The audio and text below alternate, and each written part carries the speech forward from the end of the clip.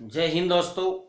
हम पढ़ रहे थे जैन धर्म और बौद्ध धर्म के बारे में। और जैन धर्म में 24 तीर्थंकर माने जाते हैं और प्रथम तीर्थंकर माने जाते हैं ऋषभदेव। और ऋषभदेव के 2 पुत्र थे, एक भरत और एक बाहुबली।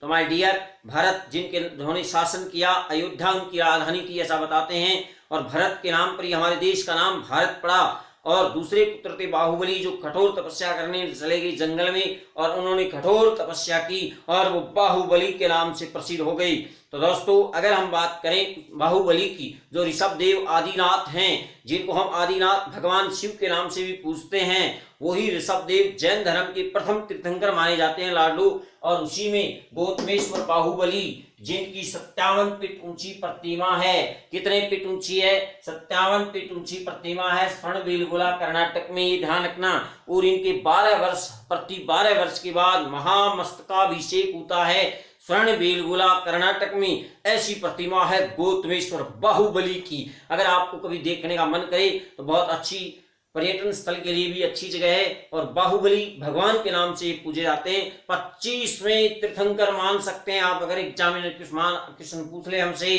कि जैन धर्म में 24 तीर्थंकर हुए थे, 24वें तीर्थंकर भगवान महावीर थे, 25वें तीर्थंकर के रूप में किसे पूजा जाता है? तो 25वें तीर्थंकर के रूप में मेरे लाडलो ऋषभदेव के पुत्र गौतमेश्वर बाहुबली को पूजा जाता है, जिनकी 57 फीट ऊंची प्रतिमा है स्वर्णबेलगोला कर्नाटक में। और स्वर्णबेलगोला वही जगह जहां भद्रबाहु चंद्रगुप्त मौर्य को अपनी बाहों में भर के ले गया था, हमें याद है। और दोस्तों, अब हम बात करने जा रहे हैं हमारे 24 तीर्थंकरों में जो प्रतीक हैं।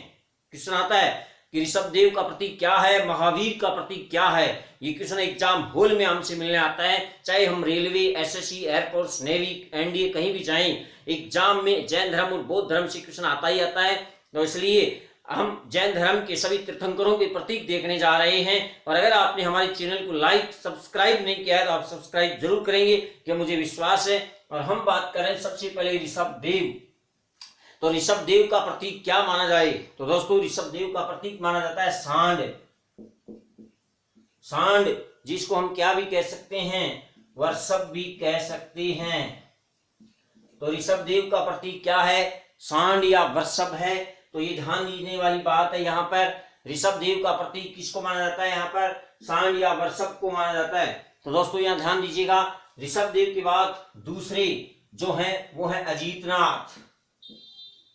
अजीतनाथ अजीतनाथ की हम बात करें तो ऐसा अजीत है वो पशु क्या हो सकता है? वो हो सकता है हाथी। तो ध्यान दीजिए, यहाँ पर अजीतनाथ का प्रतीक माना जाता है हाथी को। ये दूसरे तीर्थंकर थे अजीतनाथ। और तीसरे हैं संभवनाथ। दोस्तों, संभवनाथ का प्रतीक माना जाता है घोड़ा। सर हमें कैसे याद होगा, अभी देखते हैं। इसके बाद में आते हैं नेमिनाथ। और नेमिनाथ का प्रतीक है शंख। इसके बाद में आते हैं पार्श्वनाथ। पिछली नेवी की एग्जाम में क्वेश्चन आया था, ध्यान दें। यहाँ पर पार्श्वनाथ का प्रतीक है सर्प। और भगवान महावीर का प्रतीक है सिंह। दोस्तों, ये क्वेश्चन आपसे एग्जाम हॉल में मिलने जरूर आएगा। ये जैन धर्म के 23वें तीर्थंकर थे। पार्श्वनाथ जैन धर्म के 23वें तीर्थंकर थे और भगवान महावीर 24वें तीर्थंकर थे। और फर्स्ट हमारे ऋषभदेव थे। अब देखिए भाई, ऋषभदेव को तो सांड, सबसे पहले हमारे भारत में सिंधु सभ्यता में भी सांड था, वृषभ था, बैल था। तो प्रथम तीर्थंकर है तो प्रथम पशु आएगा तो वृषभ, सांड आएगा। प्रथम तीर्थंकर है तो प्रथम पशु भी क्या आ जाएगा इतिहास में? प्रथम ऋषभदेव, तो प्रथम पशु भी आएगा सांड, वृषभ आएगा। दूसरे अजीतनाथ हाथी। हाथी को जीता नहीं जा सकता, हाथी को जीता नहीं जा सकता तो अजीतनाथ हाथी हो जाएगा। और संभवनाथ घोड़ा, घोड़े को काबू में करना संभव है। घोड़े को काबू में करना संभव है तो घोड़ा काबू में हो जाता है, संभव है। तो संभवनाथ का प्रतीक क्या हो जाएगा? घोड़ा हो जाएगा। और नेमिनाथ शंख बजाएंगे। नेमी जो नाथ हैं वो क्या बजा रहे हैं? शंख बजा रहे हैं। ऐसे याद करना ही पड़ेगा। और पार्श्वनाथ में सर्प। देखिए, पार्श्व नाम से स्पष्ट हो रहा है पार्श्वनाथ। तो यहाँ जिस तरह से पार्श्व है वैसे ही सर्प है। पार्श्व है वैसे ही सर्प है, प्रतीक पार्श्व है वैसे ही सर्प है। ये वाराणसी के राजा अश्वसेन के पुत्र थे पार्श्वनाथ, और महावीर का प्रतीक है सिंह। ये क्वेश्चन एग्जाम हॉल में आपसे मिलने आएगा, चाहे आप एयरफोर्स में जाएं, चाहे नेवी में जाएं, आप जहां भी एग्जाम में जाएं, आपसे ये क्वेश्चन जरूर पूछा जाएगा। ये एग्जाम होने के बाद आपको पता चलेगा। अभी हो सकता है आपको लग रहा है कि बहुत ज्यादा चल रहा है, हमारे जो ही ज्यादा नहीं है दोस्तों, यहाँ वेरी इंपॉर्टेंट क्वेश्चन रहता है, यही इनके प्रतीक चिन्ह। अब मैं आपको ऐसे ही भगवान बुद्ध के कुछ प्रतीक चिन्ह हैं, उनके जन्म से संबंधित क्या क्या जो प्रतीक चिन्ह रहते हैं उनके बारे में हम बात करेंगे अलग से। अभी हम देख रहे हैं कि भगवान महावीर थे, ये जैन धर्म के 24वें तीर्थंकर थे, और इन्होंने अपने उपदेश प्राकृत भाषा में दिए थे। दोस्तों यहाँ ध्यान दीजिएगा, भगवान महावीर ने अपने उपदेश प्राकृत भाषा में दिए थे, और इनके जो हैं जैन धर्म ग्रंथों को हम क्या कहते हैं, तो माय डियर जैन धर्म ग्रंथों को हम आगम कहते हैं। ये कई बार ये क्वेश्चन आ गया है कि जैन धर्म ग्रंथों को क्या कहा जाता है, आगम कहा जाता है, ध्यान रखना। और जो तुलभद्र थे, भद्रबाहु थे, इस तरह से जैन धर्म 2 भागों में बंटा था। उसमें मैं आपको दिखा देता हूं जैन धर्म कितने भागों में ही बंटा था, श्वेतांबर व दिगंबर। देखिए इस नाम से स्पष्ट हो रहा है, श्वेतांबर जो सफेद कपड़े पहनते हैं वो श्वेतांबर, दिग प्लस अंबर वस्त्र है जिनका आकाश, वो दिगंबर। यानी ये क्या होते हैं, ये माय डियर नगन साधु होते हैं। ये क्या होते हैं, नगन। हम इनको क्या मान सकते हैं, साधु मान सकते हैं। वेरी इंपॉर्टेंट क्वेश्चन यहाँ से रहता है दोस्तों, ध्यान रखना कि जो हमारे रहते हैं वही हमारे रहते हैं क्या, श्वेतांबर और दिगंबर। श्वेतांबर जो श्वेत वस्त्र धारण करते हैं, और दिगंबर वस्त्र है जिनका आकाश, जो आकाश को वस्त्र मानते हैं, जो इंद्रियों को जीत लेते हैं, वो नग्न अवस्था में साधु रहते हैं। श्रावक श्राविकाएं जिनको हम बोलते हैं वो हमारे जैन धर्म में होते हैं। साधु संत जो पूर्णतः साधु संत होते हैं वो श्रमण होते हैं, श्रमणिकाएं होती हैं, और जो गृहस्थीयों में रहते हैं वो श्रावक श्राविकाएं होती हैं। ये जैन धर्म की बातें। जैन धर्म में एक सलेखना पद्धति है, और उस सलेखना पद्धति से ही कठोर तपस्या के द्वारा शरीर का त्याग किया जाता है, जिसमें भूखे प्यासे रह करके शरीर को त्याग दिया जाता है। उस पद्धति को जैन धर्म के लोग क्या कहते हैं, सलेखना। दोस्तों इस सलेखना का ही दूसरा नाम है संथारा। ध्यान रखना, सलेखना का ही दूसरा नाम क्या है, संथारा है। और राजस्थान हाईकोर्ट ने इस पद्धति पर प्रतिबंध लगाया था, तब जैन धर्म सड़कों पर आ गया था। आपको याद होगा, यही वो सलेखना या संथारा पद्धति है जिससे चंद्रगुप्त मौर्य ने अपने शरीर का त्याग किया था। आप चंद्रगुप्त मौर्य के बारे में जानते हैं, मित्र एक महान बलशाली राजा था जिसने नंदवंश के राजा घनानंद को घन मारा था। वही चंद्रगुप्त मौर्य था जिसने सलेखना या संथारा पद्धति से अपना प्राण त्याग दिया था स्वर्णबेलगोला कर्नाटक में। और ये वही स्वर्णबेलगोला है लड़लू, जहां पर आपको बाहुबली की 57 फीट ऊंची प्रतिमा मिलेगी। कितने फीट ऊंची, 57 फीट ऊंची प्रतिमा मिलेगी बाहुबली गौतमेश्वर की। और 12 वर्षों से उनका महामस्तकाभिषेक होता है स्वर्णबेलगोला कर्नाटक में। ये ध्यान रखना, गौतमेश्वर बाहुबली को 25वें तीर्थंकर के रूप में भी पूजा जाता है। अब हम बात करें कि जैन धर्म में जो पार्श्वनाथ थे, कौन से नाथ थे माय डियर, पार्श्वनाथ। इन्होंने जैन धर्म में 4 महाव्रत दिए थे, 4 महाव्रत। इन्होंने जैन धर्म में 4 महाव्रत बताए हैं। पहला कौन सा है, सत्य। दूसरा है अहिंसा, हिंसा नहीं करनी है। और तीसरा है अपरिग्रह, तीसरा है अपरिग्रह। और चौथा है असत्य। और इसमें 5वां जो महाव्रत जोड़ा था ना, वो भगवान महावीर ने जोड़ा था। 5वां महावीर ने जोड़ा था, क्या, ब्रह्मचर्य। तो दोस्तों यहाँ पर ध्यान देने वाली बात है, पार्श्वनाथ के द्वारा ये 4 हैं, जबकि ये ब्रह्मचर्य अंतिम भगवान महावीर ने जोड़ा है।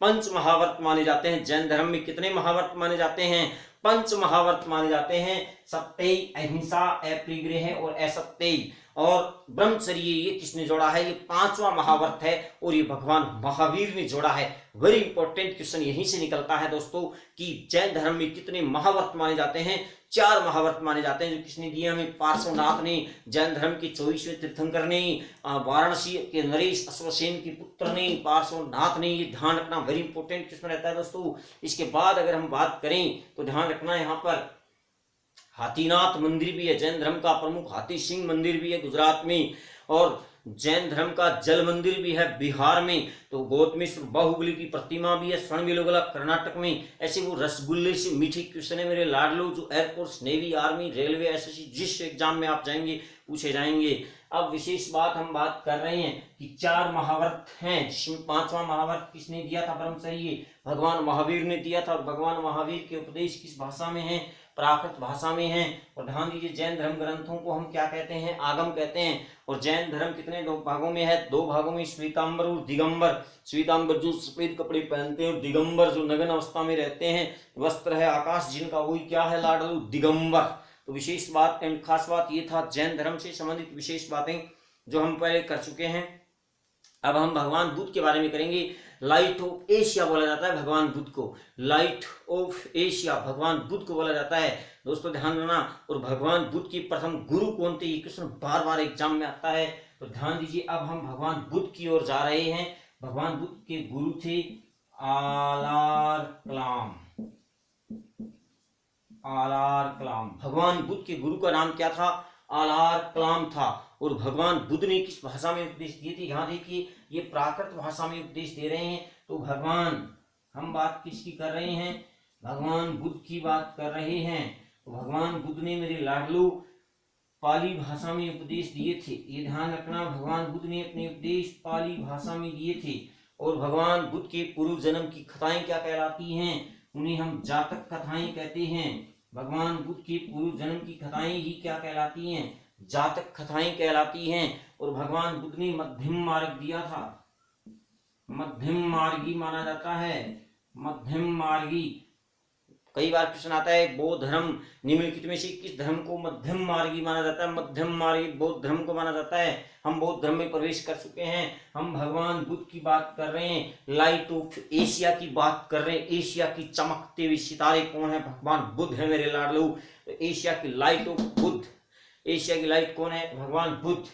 भगवान बुद्ध की अगर हम बात करें तो इनकी जो प्रथम मूर्ति हमें मिली है वो मथुरा शैली में मिली है, लेकिन इनकी जो भगवान बुद्ध की अधिकतर मूर्तियां हैं वो गांधार शैली में मिली है। और इनके प्रथम गुरु कौन है? वो आलार कलाम है। तो दोस्तों यहाँ ध्यान दीजिए, मैं पिछली जितनी देर से बोल रहा हूँ हर एग्जाम का क्वेश्चन क्या हो रहा है यहाँ से खड़ा हो रहा है, तो आप देखते रहिए। आने वाली एग्जाम में आपको जैन और बौद्ध धर्म से अगर क्वेश्चन नहीं मिला तो हम एग्जामिनर की खाट खड़ी कर देंगे। तो दोस्तों यहाँ ध्यान दीजिएगा, आलार कलाम इनके गुरु हैं। इसके बाद इनके दूसरे गुरु भी आते हैं कई बार, तो इनके दूसरे गुरु हैं रुद्रसेन। ये ध्यान दीजिए मेरे लाडलो, दूसरे गुरु कौन है?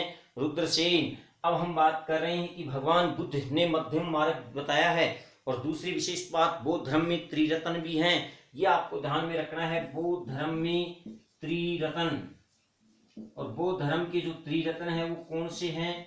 वो है बुद्ध, धम्म और संघ। बुद्ध, धम्म और संघ, ये बौद्ध धर्म के त्रिरत्न हैं। बुद्ध, धम्म और संघ, ये बौद्ध धर्म के त्रिरत्न हैं। और अगर ये क्वेश्चन बार बार एग्जाम में आता है, ध्यान रखना मेरे लाडलो। भगवान बुद्ध के बचपन का नाम क्या था? सिद्धार्थ था। और सिद्धार्थ भगवान महावीर के पिता का भी नाम था। भगवान बुद्ध के बचपन का नाम क्या था? सिद्धार्थ। सिद्धार्थ को बोधिसत्व ज्ञान की प्राप्ति हुई थी और वो भगवान बुद्ध कहलाए थे, ये हमें पता है। तो अब हम बात कर रहे हैं भगवान बुद्ध के जीवन से संबंधित। उन्होंने मध्यम मार्ग बताया और उन्होंने अष्टांगिक मार्ग, 4 आर्य सत्य भी हैं। देखिए जिस तरह से बौद्ध धर्म में त्रिरत्न है, बुद्ध धम्म संघ, बुद्ध धम्म संघ, ये त्रिरत्न है, ये त्रिरत्न है बुद्ध धम्म संघ। ऐसे ही बौद्ध धर्म में 4 आर्य सत्य भी हैं, दुख निवारण और दुख निवारण का मार्ग और दुख निवारण का अष्टांगिक मार्ग। क्योंकि भगवान बुद्ध ने कहा कि ये संसार दुखमय है, हर व्यक्ति दुखों से भरा है, हर व्यक्ति का अपना अपना दुख है। इस तरह से उन्होंने कहा कि दुख का निवारण भी है और उन्होंने दुख के निवारण के लिए अष्टांगिक मार्ग बताया। दोस्तों यहाँ ध्यान देने वाली बात है, उन्होंने दुख निवारण के लिए कौन सा मार्ग बताया था? अष्टांगिक मार्ग बताया, जिस पर चलकर व्यक्ति दुखों से मुक्ति प्राप्त कर सकता है। ये बौद्ध धर्म के 4 आर्य सत्य हैं। ऐसे ही बौद्ध धर्म में जिस तरह से त्रिरत्न हैं, ऐसे ही बौद्ध धर्म में त्रिपिटक भी हैं। बौद्ध धर्म में क्या भी हैं लाडलू? त्रिपिटक। बौद्ध धर्म में कितने पिटक हैं? त्रिपिटक। वेरी इंपॉर्टेंट क्वेश्चन रहता है बौद्ध धर्म के त्रिपिटक का। तो ध्यान से देखिए, यहाँ पर पहला कौन सा आएगा? सुत्त पिटक। दूसरा है विनय पिटक। सुत्त पिटक, विनय पिटक और अभिधम पिटक। तो लाड लो, यहाँ पर ध्यान देना। पहला कौन सा पिटक आ गया? सुत्त पिटक आ गया। मैं यहां लिख देता हूं। बौद्ध धर्म में कितने पिटक हैं? त्रिपिटक हैं। सुत्त पिटक, फिर से देख लो, सुत्त पिटक। दूसरा है विनय पिटक और तीसरा है अभिधम पिटक। तो माय डियर, ये क्वेश्चन आता है एग्जाम में कि त्रिपिटक का संबंध किस धर्म से है? बौद्ध धर्म से है। त्रिपिटक का संबंध किस धर्म से है? बौद्ध धर्म से है। सुत्त पिटक, विनय पिटक और अभिधम पिटक और बौद्ध धर्म के त्रिपिटक हैं। ऐसे ही बौद्ध धर्म में त्रिरत्न हैं। बुद्धम संघ, बुद्धम संघ याद आ जाएंगे। और त्रिपिटक, त्रिपिटक, सुत्त पिटक, विनय पिटक, अभिधम पिटक, ये बौद्ध धर्म के हैं। और ध्यान दीजिए, जैन धर्म ग्रंथ को हम आगम कहते हैं और बौद्ध धर्म में त्रिपिटक हैं। ये वेरी इंपॉर्टेंट क्वेश्चन है। जैन धर्म में सयादवाद है, एकांतवाद है। वैसे ही ध्यान दीजिए, यहाँ पर जैन धर्म की अगर हम बात करें तो जैन धर्म में जैसे हम बात करते हैं सयादवाद की, सयादवाद को ही क्या बोला जाता है? अनेकांतवाद भी बोला जाता है। दोस्तों यहाँ ध्यान दीजिएगा, सयादवाद को ही क्या बोला जाता है? अनेकांतवाद बोला जाता है। तो इसका संबंध अगर जैन धर्म से है, सयादवाद एकांतवाद का संबंध जैन धर्म से है, तो माय डियर ये ध्यान देना यहाँ पर। ऐसे ही प्रतित्ते समुत्पाद, प्रतित्ते समुत्पाद यानी उसके होने से वो होता है, इसको हम कह सकते हैं कार्य कारणवाद सिद्धांत। तो माय डियर यहाँ ध्यान दीजिएगा, भगवान महावीर या जैन धर्म की हम बात करें तो उनका है सयादवाद एकांतवाद। उसे ही बौद्ध धर्म में है प्रतित्ते समुत्पाद कार्य कारणवाद, यानी उसके होने से वो होता है, अर्थात कार्य कारणवाद कि कोई भी व्यक्ति कार्य करता है उसके पीछे कोई ना कोई कारण होता है। आप पढ़ रहे हैं, इसके पीछे कोई ना कोई क्या है? कारण है। आप किसी गली में बेवजह घूम रहे हैं, इसके पीछे भी कोई कारण है। तो कोई व्यक्ति जो भी कार्य करता है उसके पीछे कोई ना कोई क्या होता है? कारण होता है। तो विशेष बात, मैं जैसे आप पढ़ाने कर रहा हूँ वीडियो के माध्यम से बच्चों को जीके, इसके पीछे भी कारण है कि लोगों को अधिक से अधिक जीके का लाभ मिल सके। मुझे कोई लाभ नहीं होने वाला है, आपको लाभ मिल जाए कि बौद्ध धर्म में त्रिरत्न हैं, बौद्ध धर्म में त्रिरत्न हैं और बौद्ध धर्म से ही संबंध है त्रिपिटक का। और बौद्ध धर्म का ही सिद्धांत है प्रतित्ते समुत्पाद या कार्य कारणवाद। प्रतित्ते समुत्पाद कार्य कारणवाद सिद्धांत किस धर्म से संबंधित है? बौद्ध धर्म से संबंधित है। तो ये वेरी इंपॉर्टेंट क्वेश्चन रहती है। और विशेष बात, अब हम बात कर रहे हैं कि बौद्ध धर्म में और जैन धर्म में संगीतियां भी हुई थी। तो लाडलो ये ध्यान रखना, भगवान महावीर जैन धर्म की 24वें तीर्थंकर माने जाते हैं। और विशेष बात, हम बात करेंगे आज कुछ जैन संगीतियों की। देखिए 2 जैन संगीतियां हुई थी। कितनी जैन संगीतियां हुई थी?